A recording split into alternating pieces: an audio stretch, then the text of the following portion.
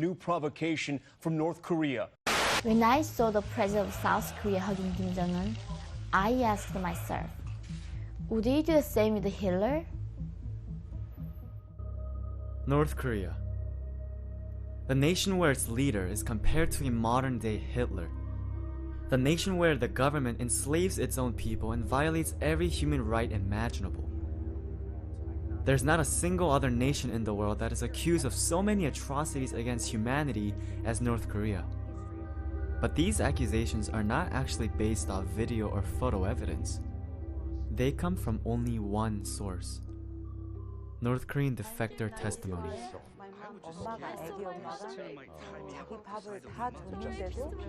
These testimonies are heard all around the globe and tell the world how terrible it is to live in North Korea.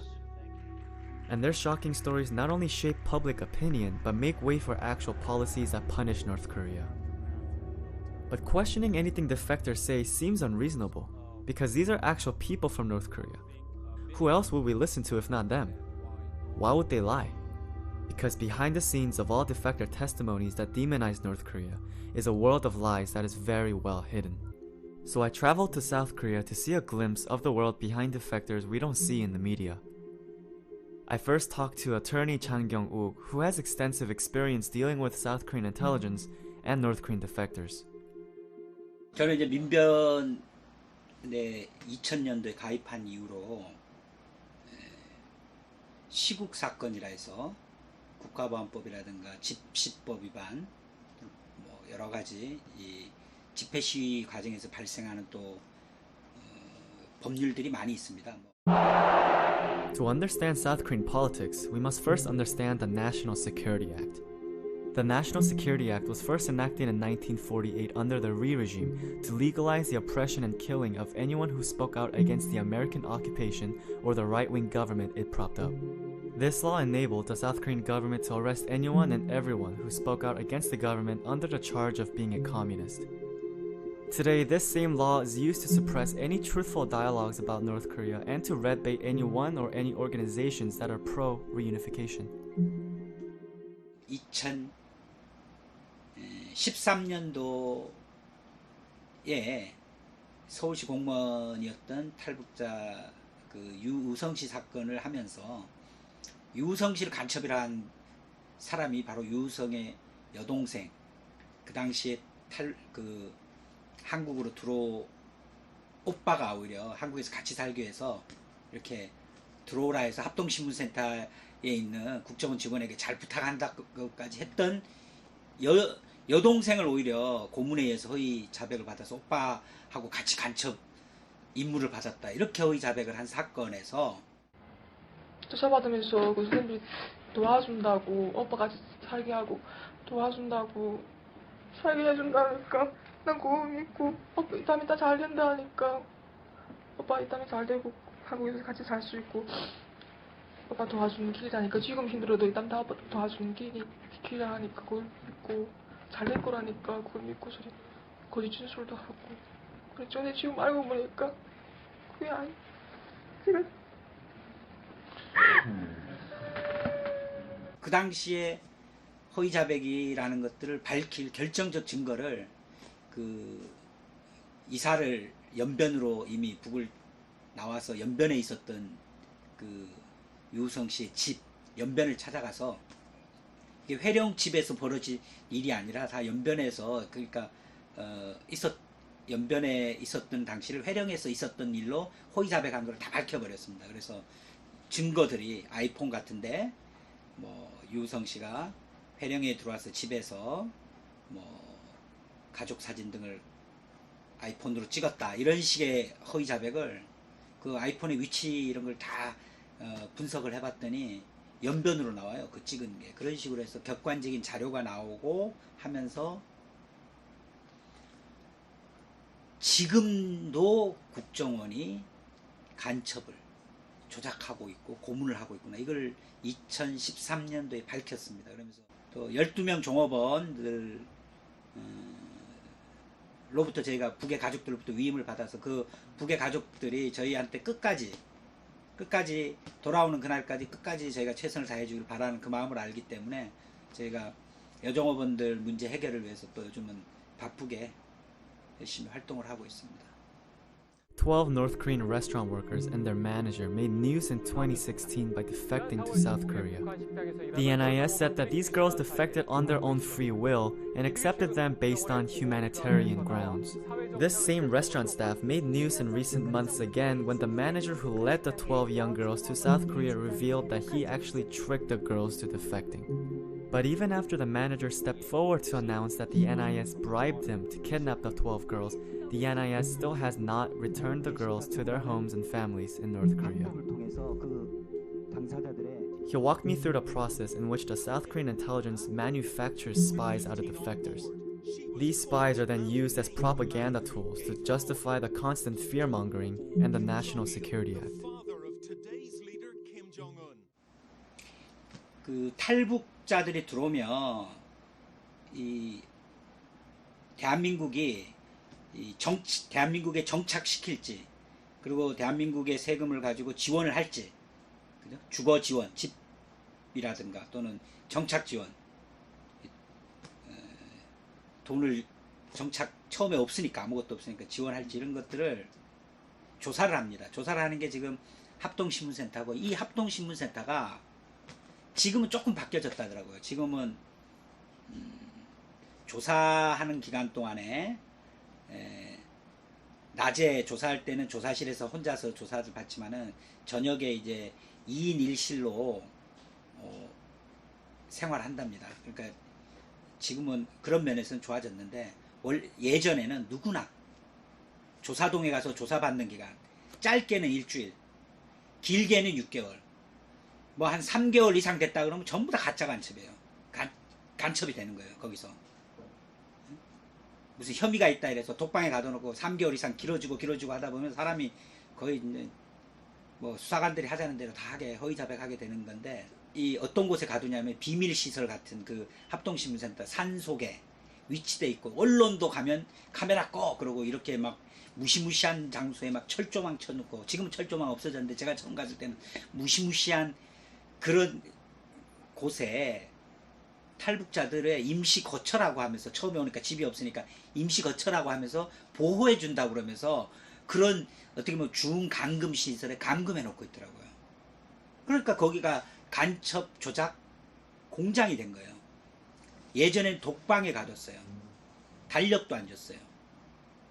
그리고 외부 일체 접촉 없이 수사관들하고만, 그러니까 그 조사를 하는데 수사관들이 뭐 반말 쓰고 온갖 희롱하고 뭐 수사관들한테 잘 보여야 되는 거고, 뭐 그런 식의 탈북자들이 조사 과정이 아주 비인간적으로 됐었는데, 그 과정을 맞춰서 간첩이 아니라든가 조선족이 아니다, 화교가 아니다라는 거를 이제 검토를 마친 후에야 이제 정착 지원, 정착 교육 시설.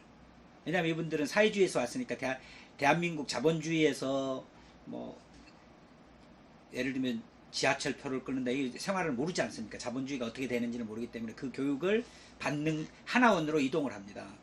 거기 도서관에 가면 무조건 북에 어떻게 보면 지도자를 비난하는 책들로 막 가득하게 있고, 방영하는 것도 무조건 이분들이 기존에 배웠던 교육이나 이런 거하고 다른 얘기로만, 그래서 그분들의 어떻게 보면 문화적인 제노사이드다.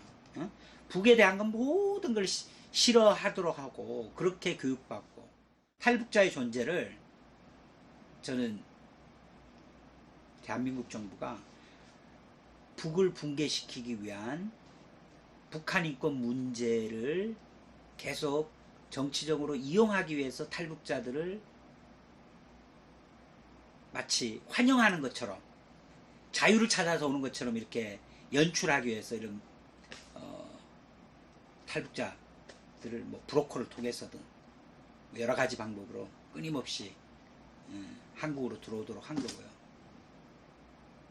그리고 그 들어온 탈북자들을 통해서 또 북의 휴멘트 정보라 해서 진실되지도 않아요. 탈북자들 중에 얼마나 또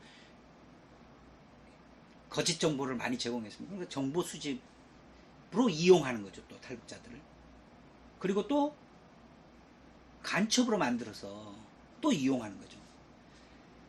북에 대한 반북 활동에 탈북자를 이용하고 북의 휴멘트 정보를 입수한 그 정보 대상으로 이용하고 그다음 간첩 조작 대상으로 이용하고. After learning about the dark process for all defectors once they arrive in South Korea, I wanted to hear from some defectors of their stories. One thing I need to point out is that these defectors had nothing to gain from what they told me on camera. They simply took time out of their busy schedules to tell the truth about their home country. Mr. Choi and Mrs. Kim Ryun-hee have very different stories. They came to the South in different times, and they came for different reasons. 저는 평양 사람이고요. 69년도에 태어나서 지금 현재 북쪽 나이로 49살이고요. 북에는 아버지, 엄마, 남편, 딸 이렇게 제 가족이 있고요. 제가 여기 2002년도인가 그때 왔어요. 뭐 어전 한 15년 되지. 그래갖고 지금까지 여기서 그냥 살고 있어요. 북에서 와가지고. 2011년도에 해외 여행을 나옵니다. 각 나라 사람들은 해외 여행을 나갈 때면 자기 나라 여권을 받아가지고 여행을 가는 거죠. 저도 조선민주주의 인민공화국 여권 받아가지고 중국에 해외 여행을 나가게 돼요. 중국에 저희 사촌 언니인 조선족으로 살고 있는 언니가 있어요. 그래서 해외 여행할 겸 언니네 집에 친척 방문도 할 겸 그래서 갔다가 전문 인신매매를 하는 브로커들이 있습니다. 이 사람한테 속아서 북의 여권을 빼앗기고 번이 아니게 남쪽으로 끌려오게 돼요. 2002년도에 왔고, 내가 온 계기는 그냥 그래요. 그냥 그쪽에서 생활을 잘 못했으니까. 그래 가니까 사람이란 게 대부분 뭐 여기 탈북자들이 온 사람들 중에서 뭐 배고파서 넘어온 사람들도 있고, 뭐 내 자신 같은 거는 뭐 구태 배고프다기보다도 물론 그때는 다 어려웠으니까 다 그런데 근데 뭐 내가 그래서 생활을 잘 못하고 이러다 나니까 뭐 그쪽 주변에서 듣는 소리도 있고 해서 한번 중국이나 가보자, 돈이나 좀 벌어보자고 소리. 그리고 중국 쪽으로 넘어갔지. 넘어갔다 보니까 그쪽에서 브로커들한테서 들으니까 뭐 여기서 한 2, 3년 벌면 큰 돈 벌 수 있다 해서 뭐 그러고 뭐 여권 만들어갖고 넘어온다 했지. 그래가지고 넘어온 거예요. 그러니까 지금까지 이렇게 있네. 그렇게 됐어요. 남쪽에 오자마자 저는 국정원 덕방에 갇히게 됩니다. 그래서 그 국정원 사람들한테 나는 이 브로커한테 속아서 잘못한 사람이다. 난 내 고향에 가야 된다. 이 남쪽에서 살 이유가 없다 하고 계속 하소연하죠. 그러다가 덕방에 있으면서 한 달 동안을 제가 단식 투쟁을 합니다. 밥을 안 먹고 막 난 빨리 보내달라 하지만 끝내 이 사람들은 저를 보내주지 않아요. 보내주지 않고 한 3개월 정도 가다 놨다가 대한민국 국민으로 살겠다는 서약서 한 장만 써라. 너 이거 안 쓰면 죽을 때까지 여기서 나갈 수가 없다. 설사 내가 국정원에서 죽는다고 해도 그걸 알 수 있는 사람은 세상에 단 한 명도 없을 것이다. 이렇게 강박을 하고 협박을 하죠. 그때만 해도 국정원 덕방에 갇혀 있을 때만 해도 저는 뭐 분단, 저국, 뭐 이런 민족 이런 게 별로 저한테 큰 의미가 없었어요. 별로 관심이 없었고요. 그때는 살아서 이 국정원에서 나갈 수만 있으면, 살아서 내 가족한테 다시 돌아갈 수만 있었으면 이게 제일 유일한 최고의 소원이었어요. 내 딸을 다시 살아서 안을 수만 있다면. 이렇기 때문에 석 달 만에 어쩔 수 없이 이 국정원이 강박하는 대로 대한민국 국민으로 살겠다는 서약서를 쓰게 됩니다. 내 같은 상황은 상황이 좀 다르게 됐어요. 내 같은 거는 와서 사회생활하면서 바로 찍혀버렸다고. 왜 찍혀버리는가? 그땐 주변에 그때는 뭐 그때 상황에서는 북이 뭐 당장 내일 모레 망한다, 어찐다, 뭐 이런 상황들이 막 되고 뭐 주변에 그냥 한마디로 말해서 내 심정 이야기하면 그때 주변에서 이 남쪽 사람들 내 주변에 있는 사람들은 나는 내 그냥 생각으로 내가 솔직하게 이야기하고 난 집단적으로 미쳤다고 생각했어요 그때 이 사람들. 왜냐하면 북에 대해서 너무도 모르니까. 그러니까 어느 저 교회 무슨 뭐 거기서 무슨 뭐 한다고 해서 나갔어요. 좀 나오라고 해서 나가서 뭐 거기 무슨 뭐라 하니 그거 보고 뭐 이런 학습인지 뭐인지 한다고 뭐 저 성경 학습인지 한다고. 그러면 참가했는데 뭐 돌아가면 질문하더라고요. 누구를 제일 존경하는가? 난 당당히 김일성 장군을 내가 제일 존경한다고 했죠. 왜? 나는 중국에서도 몇 년 있었어요. 나는 내 다른 거는 몰라도 내 이 조선에 내 북에서 살면서 그 나라 지도자들에서 내가 정말 어떤 사람들인지 대한 것을 내가 확실하게 알거든. 중국에 있으면서도 나는 중국에서 나오는 책들을 내가 조선 언어로 번역된 거 내가 많이 봤어요. 김일성 장군이라는 분이 어떤 분인가 내가 거기서 확실하게 알고 있었고. 그러니까 당연히 그렇게 말할 수밖에. 나도 조선민족인데. 그런데 그걸 이놈들이 가서 그 경찰에다 꼬장한 거지. 그러니까 나는 여기서 그러니까 이게 특별 대상 관리다 이렇게 돼버린 거예요. 내 같은 사람은. 그러니까 여권 신청해도 여권이 안 나와요. 그래서 인터넷에다가 글을 좀 올렸지. 그렇지 않다는 걸로. 너희들이 잘못 생각하고 있다. 그리고 김일성 장군은 어떤 사람인지 내가 그래서 북의 말이 너희들이 믿기 싫으면 믿지 마라. 그러면 중국이나 아니면 일본 놈들조차도 김일성 장군에 대해서는 올바로 썼다. 그놈들 간홍기록이라는 게 있어요. 김일성 장군에 대해서 쓴 게. 근데 이거 맞아 와보니까 가짜 김일성이 뭐요. 일본 놈들 자체도 북의 김일성을 그쵸. 김일성 장군에 대해서 그대로 그렇게 다 썼거든요. 대단한. 솔직히 말해서 생각해 보세요. 아니 일본 놈들이 개노릇 하던 애들이 호요하셨는데 그 김일성 장군님이나 항일 투사들은 영하 40도로 오는 데서 나는 그 중국에 있으면서 내 겨울에 거기 지냈어요. 영하 30도만 돼도 바깥에 나가기가 싫어요. 그런 산 속에서 싸우시던 분들이라. 그런 사람들이 세운 나라고. 그러면 그런 나라 사람들이 거짓말 하겠어요. 이 매국노들이 거짓말 하겠어. 당연히 매국노들이 거짓말하지. 그러니까 나는 그런 이야기를 쓴 거예요. 그리고 내가 와서 느낀 점을 내가 이야기했지. 북에서 가르쳐준 게 다 사실이었다고.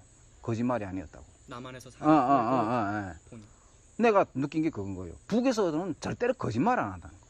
왜냐하면 생각해보자. 거짓말로 지나온 역사를 이렇게 쭉 돌이켜봐도 어느 세계 역사를 우리 놓고 봐도 인민들한테 거짓말한 나라는 오래 못 갔어. 망해요. 인민들을 상대로 거짓말하면. 아니 북이 무슨 완전히 무슨 폐쇄된 사회가 어디 사람 한 명도 안 내보내요. 외국으로 이 합작 그런 걸 해서 외국에 노동으로 나가는 사람들도 한 해 몇만 명씩이에요. 그 사람들이 만약 거짓말로 한 해도 나가 보니까 북의 말이 다 거짓말이라면 싹 다 달아나지. 거기 남아있을 사람 누구 있어? 북에 또 자지간 어쨌든 내가 그래서 그 글을 좀 썼는데 그게 국가보안법으로 걸린 거예요. 그래서 들어가서 깜빵 생활도 좀 했고.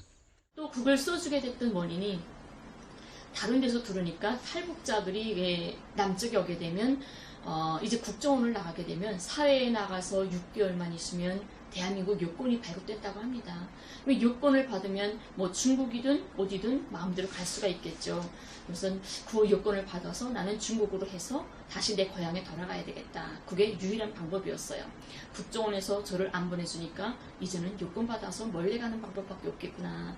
그래서 그때 서약서를 쓸 때 그 심정이었죠. 내가 살아서 내 엄마 아빠 내 딸한테 다시 돌아갈 수만 있으면 그 서약서 100장 1000장이라도 써주면 내가 써줄 수 있겠다. 살아서만 갈 수 있으면. 그래서 써주게 됐던 거죠. 그래서 밖에 나와가지고 6개월을 기다립니다. 그 여권만 나오기를. 6개월 된 다음에 구청에다가 여권을 신청을 해요. 여권이 안 나와요. 왜지? 하고 한 1년 정도 다시 기다리고 또 신청을 합니다. 했는데 여권이 안 나와요. 또. 그래서 왜 그러냐고 물어보니까 국정원에서 돌아오는 대답이 당신은 처음부터 북으로 돌아가겠다고 했기 때문에 여권을 해주면 나중에라도 북으로 도망갈까봐 여기에 있는 한 절대로 여권이 발급될 수 없다. 이런 대답이 들어와요. 그때 저는 참 막막하고 하늘이 무너졌고 이 지구상에 세상에 이런 게 존재할 수 있구나. 해외에 있는 자기 나라 국민이 아닌 해외에 있는 사람을 남의 사람을 이렇게 유인해서 납치해다가는 덕방에 가두고 강제로 서약서를 받아내고 강제로 자기 나라 국적을 지어주고는 나중에라도 북으로 자기 고향 가져간 데 도망갈까봐 이 7년 세월을 여권을 안 해주는 이런 세상이 정말 존재하는구나. 이게 너무 슬프고 힘들고 이거 사람 사는 세상인데 이 사람들도 인간이고 가족이 있는데 나를 바라보면서 미안하지 않을까. 어떻게 하루아침에 엄마한테서 딸을 빼앗고 딸에게서 엄마의 사랑을 빼앗는 이런 천추에도 하지 못할 잔인한 짓을 하면서도 정말 미안하지 않을까 이런 생각으로 너무 힘들었죠. 그때부터 저 여건이 안 되고 하니까 어쩔 수 없이 불법을 하기 시작했어요. 밀항을 시도했죠. 이제는 내가 혼자 힘으로 가야 되겠다. 그래서 밀항을 시도했는데 날짜까지 다 잡았는데 2,500만 원 내라고 하더라고요. 밀항하는 연비를. 그때는 돈이 정말 없어가지고 포기가 됩니다. 저는 밀항 시도하고 위조 여권 만들다가 이렇게 드러나서 재판까지 걸리고 보니까 나는 혼자서 뭔가 할 수 있는 게 전 아무도 없구나. 할 거는 다 했다고 생각을 했어요. 더 이상 내가 생각할 수 있는 요건이 없더라고요. 모르니까 남녀의 법과 문화를 물어볼 사람도 없고. 그래서 그 다음에 재판 날짜 잡히고 하면서 포기가 됩니다. 타락하게 돼요. 난 이제 이왕 이젠 이렇게 경찰한테 조사받는 거면 이젠 돈은 갈 길이 없겠구나. 나는 포기해야 되겠다. 가정한테 못 들어가겠다. 근데 내가 가족을 영원히 만나지 못한다면 차라리 그 아픔을 안고 내가 살아가기는 너무 무섭고 힘들다. 차라리 죽자. 이렇게 생을 아예 버리게 됐어요. 그래서 절피람이라는 수면제로 60알을 순간에 먹습니다. 근데 그때는 경찰들이 밀착 감시를 하기 때문에 하룻밤이라도 불이 꺼져 있고 불이 안 켜져 있으면 우르르 제 집에 올라와서 문 열고 들어와서 뭐 하나 지켜보는 이런 상황이었어요. 그 정도로 저는 아무도 보호할 사람도 없었고 대변해줄 사람도 없었고 어제 경찰들이 자기 마음대로 주물 수 있는 이런 정말 가벼운 이런 사람이었죠. 그날도 약 먹고 쓰러졌는데 경찰들이 불 꺼져 있으니까 올라와서 쓰러져 있으니까 119 차를 불러서 병원에 실어갔죠. 하루 만에 의식을 차립니다. 정신을 잃었다가. 근데 그 약물 중독으로 해서 제가 20일 동안을 하반신 마비를 걸려요. 걷지를 못합니다. 그래서 병원에서 20일 동안을 휠체어를 타고 다녀요. 20일 만에 다시 태어나서 집으로 왔는데 내가 죽지 않고 살아서 집에 나왔다는 게 나를 용서할 수가 없었어요. 왜냐하면 살아서 가족을 구리는 마음으로 살아서 견뎌갈 힘이 나한테는 없었기 때문이죠. 그래서 다시 죽자. 난 아무래도 죽어야 된다. 살아서 살 힘이 없다 해서 면도칼로 그 태어난 그 다음 날로 다시 덕맥을 끊습니다. 이게 수술자리인데요. 덕맥을 끊어서 쓰러졌는데 또 이렇게 피가 쫙 침대 밑에 뚝뚝뚝 떨어지는 소리를 들으면서 의식을 또 잃어요. 난 죽는구나. 쫙 잃었는데 또 경찰들이 와서 차에 실려가서 수술장 들어가서 수술받고 살아나오게 되죠. 그때 제가 생각했습니다. 살아야 할 이유가 있는가 보다. 나는 살아있으면 꼭 갈 일이 있는가 보다. 내가 찾지 못한 어떤 방법이 하나 꼭 있는 것 같다. 또 시작을 해봐요. Before we move on, we have to address a certain aspect of North Korean human rights that everyone loves to talk about. Starvation, famine. The period of hardship where hundreds of thousands starved to death in the 1990s is called the Arduous March in North Korea. But how did the Arduous March happen and why did so many people die? In 1991, the Soviet Union collapsed. And with its downfall, many global socialist trading networks that included nations like North Korea also collapsed. This meant North Korea did not have a sustainable market to sell or buy goods to support its people. And during the same time, North Korea was hit with two massive floods in 1995 and 1996, and a drought in 1997. The floods and the drought totally destroyed North Korea's agriculture and its ability to create enough food for its people. And with no socialist market, the North Korean leadership tried to open up its economy to the rest of the world by trying to join the IMF and the World Bank. The US does not let North Korea join. Instead, the United States used this famine in North Korea as an opportunity to do what it's always wanted to do: completely destabilize the nation. 미국 놈들이 얼마나까지 나쁜 짓을 했냐면 북이 권한의 행운 시절에 진짜 식량이 몽땅 떨어졌지, 농사도 못하지, 막 기름도 안 들어서 몽땅 전기가 멈춰서고 산업 공장의 70%가 몽땅 멈춰섰어요. 생산을 못했어. 국가에서 공장이 돌아가서 뭘 생산해야 이민들한테 나눠줄 거잖아. 이때같이 딱 공급으로 살았잖아요. 우리는 모든 공급으로 살다가 순간에 공급이 딱 끊어버리니까 난리가 난 거지. 굶어 죽을 수밖에 없었어요. 그래서 할 수 없이 이 남쪽 같은 경우에는 국경이 없잖아. 다른 나라에 넘어가는 국경이 없잖아. 네. 북은 중국과 러시아가 있어요. 근데 중국하고는 국경이라는 개념이 없어요. 시내물 하나 건너가는 것처럼 가까워. 근데 더군다나 권한의 행군 때는 수시로 하루에도 12번씩 왔다 갔다 했어요. 국가에서도 어쩔 수 없이 가만히 있었어. 왜냐면 국가에서 해주지 못하잖아. 당장 없으니까. 그래서 중국에 가서 뭘 바꿔서 쌀 바꿔 먹고 뭐 이렇게 장사를 많이 했거든.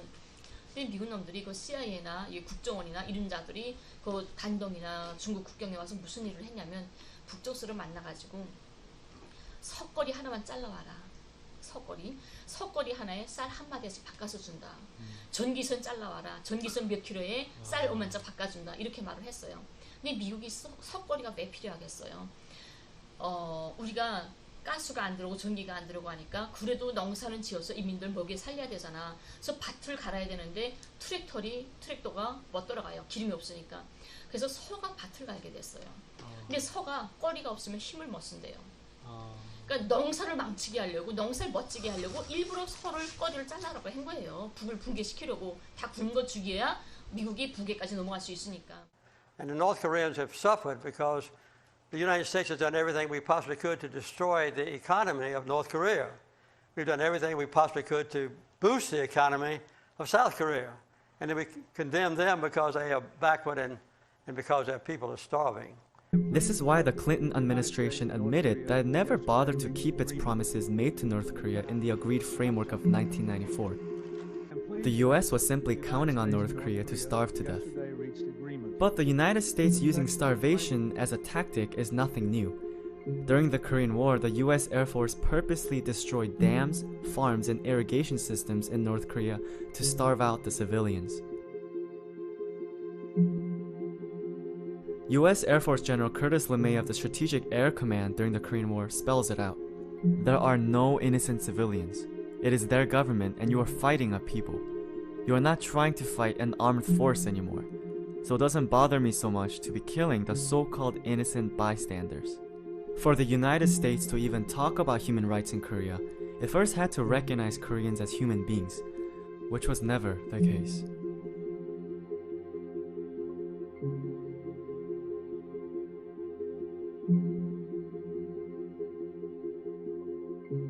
And with that in mind, let's go back to the hottest question, the question of human rights in North Korea. 근데 탈북자들이 그런 주목을 합니다. 진짜 북에서 인권 유린이 있다고. 근데 탈북자를 좀 자세히 들여다볼 필요가 있어요. 우리가 이제 만나러 갑니다라는 채널이 있습니다. 남쪽에. 그건 탈북자들이 전문 나와서 출연하는 거예요. 남쪽 분들도 북에 못 갔다 왔죠. 하지만 저보다 평양에 살은 저보다도 북을 더 잘 압니다. 어떻게? 이 탈북자들이 나와서 말하는 이제 만나러 갑니다. 이 영화를 보다 나면 정말 막 눈물을 줄줄 흘리면서 봐요. 북은 빨리 붕괴돼야 돼.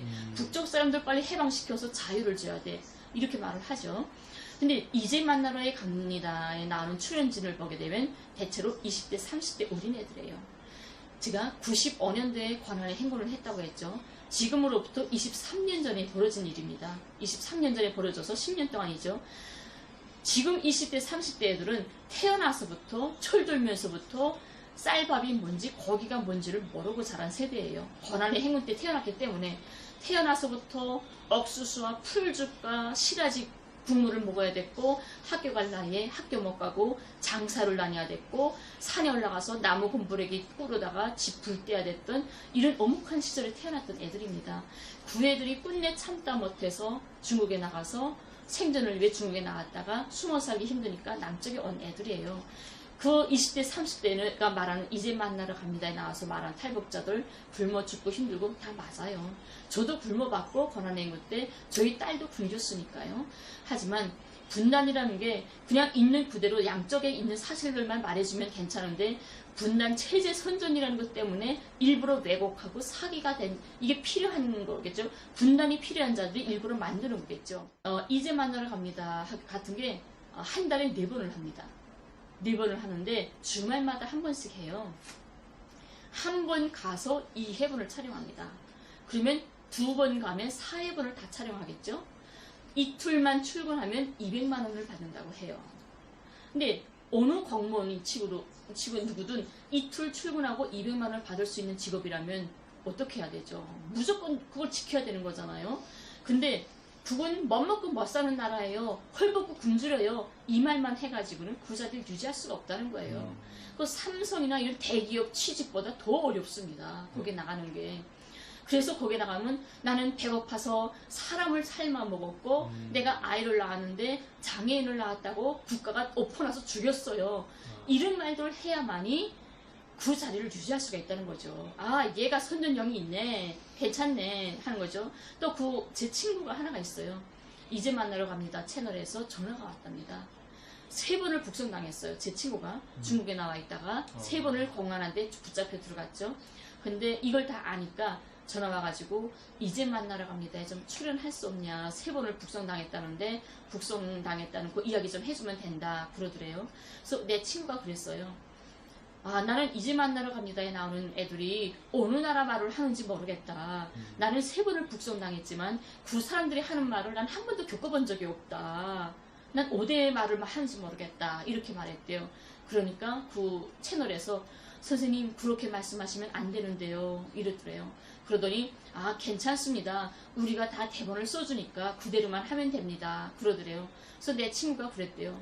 저 머리가 나빠서 그 대본을 암기를 잘 못해요. 그랬대요. 그랬더니 아, 그럼 나중에 다시 전화 드릴게요 하면서 전화 끊었다는 거죠. 이렇게 자기네가 대본을 다 써준다는 거를 다 하고 내가 말할 게 없어요 하면 대본 써주는 대로 하세요. 이렇게 하는 거예요. 그러니까 왜냐면 애한테는 3번 북송당했다는 사실이 있잖아요. 그렇기 때문에 이 사실만 가지고 거기다가 이 사람들이 써주는 대본을 붙이면 현실이 되는 거거든요. 사실이 되는 거거든요. 그래서 이게 참 안타까운 일이다 생각 드는데요. 이제 만나러 갑니다에 평양 하우스 땡땡 그 여자분이 계시는데 그 분이 이런 말을 합니다. 이제 만나러 갑니다. 나와서 나는 허이락한 석탄더미 위에서 애를 낳았고 길바닥에 있는 유리조각으로 탯줄을 끊었고 지나가는 할머니가 석치마를 뜯어서 애를 감싸주었다. 이렇게 말을 해요.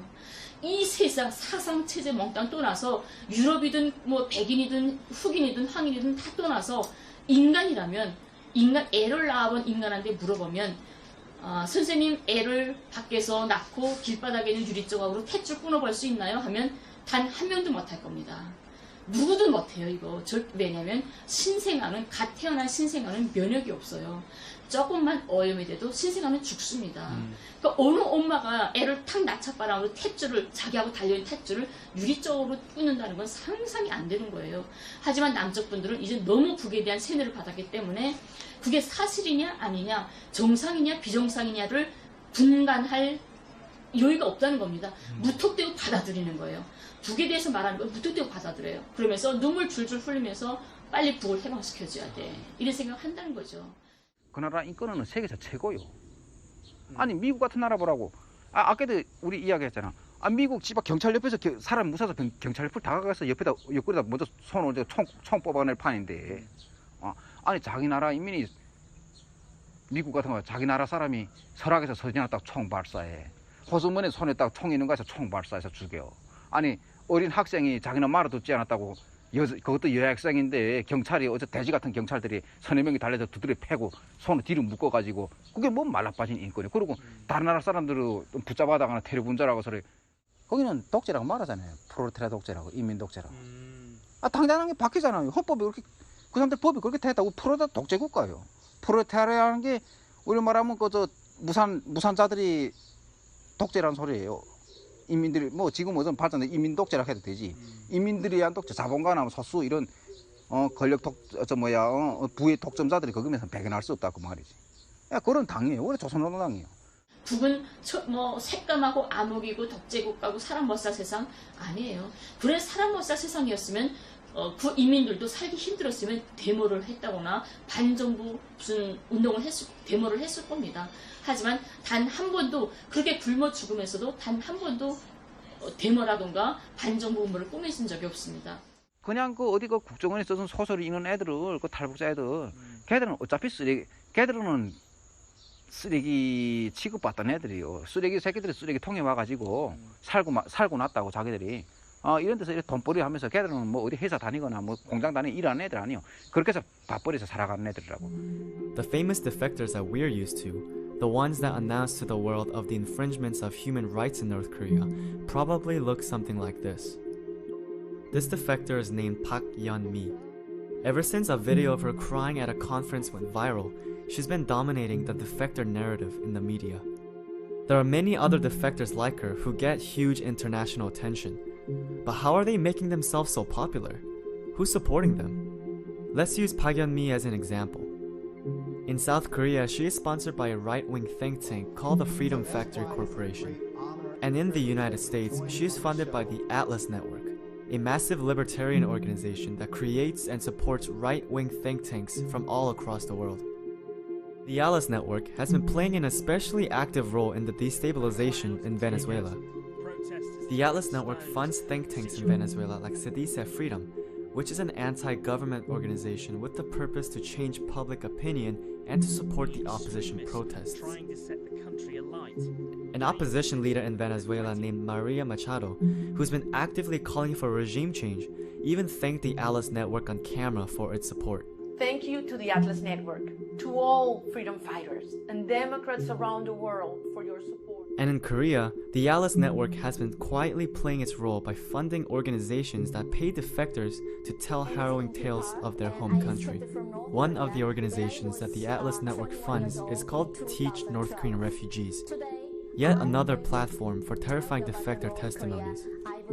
The founder of this organization, Casey Lartigue, is also one of the directors of the Freedom Factory Corporation that was mentioned earlier. This is because Casey Lartigue is a paid partner of the Atlas Network. It isn't a coincidence that this massive yet secretive organization that meddles in Latin American politics also happens to play a major role in defector politics in Korea. It is because defector testimonies can change people's opinions and therefore can be used as a political tool. And what is even more alarming is that this chain of money flowing down to these defectors goes even higher up.